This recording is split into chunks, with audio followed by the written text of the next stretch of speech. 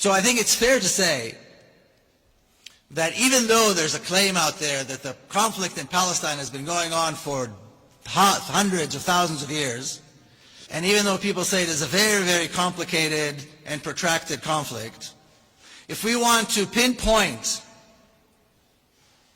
the reasons there is a conflict in Palestine, then we need to look no farther than racism and colonialism that came from Europe. That is the source of the trouble, of the problem in Palestine. Not only Palestine, but certainly Palestine. And I'm sure that many of you, if not all, have heard of the Balfour Declaration. Now, growing up as an Israeli, you would think that the Balfour Declaration is one of the 10 Commandments. That it came down the mountain with Moses, and that Balfour was some kind of a prophet or a saint. Every city, almost every city in Israel, has a Balfour Street or a Balfour Plaza. And growing up, you think that Balfour was, at least a prophet, maybe a king, a Jewish king. And what is the Balfour Declaration? Lord Balfour, who was the Foreign Secretary of Great Britain, promising a Jewish millionaire by the name of Rothschild, Palestine for the Jewish people. In other words, one white European racist offering another white European racist the country that belongs to somebody else. Neither one of them had anything to do with Palestine. But of course, these were days where it was okay, it was completely acceptable for white Europeans to take the country of non-Europeans and do with it as they will. Of course, this is still going on in many places. So that's the Balfour Declaration.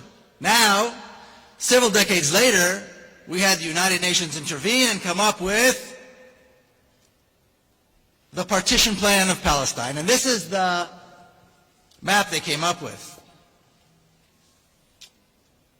And today we walked around Amsterdam a little bit and we saw those, what are they called, the bulldog coffee shops?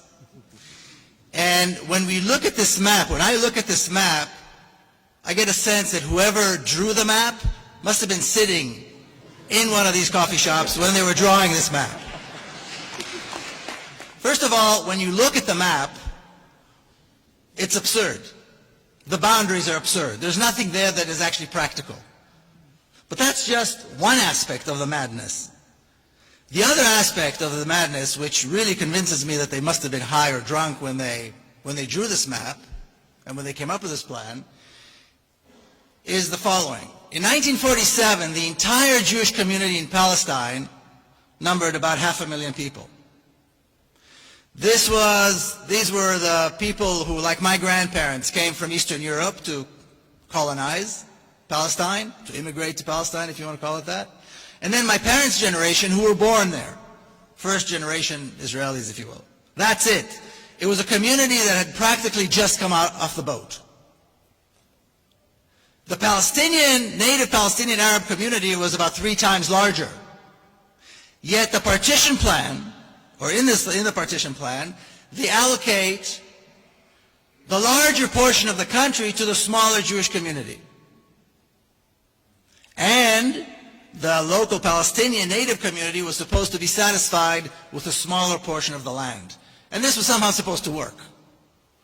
Even today people say, it's all the Palestinians' fault, this whole conflict, because they rejected the partition plan. Of course, who would not reject such a mad idea, such a crazy plan? But there's something else about this plan that is important to understand. What emerged the next day are 2 diametrically opposed narratives. 2 histories that are the absolute opposite of each other. Cannot be bridged, cannot be brought together. And when we accept one, we reject the other. It is that extreme.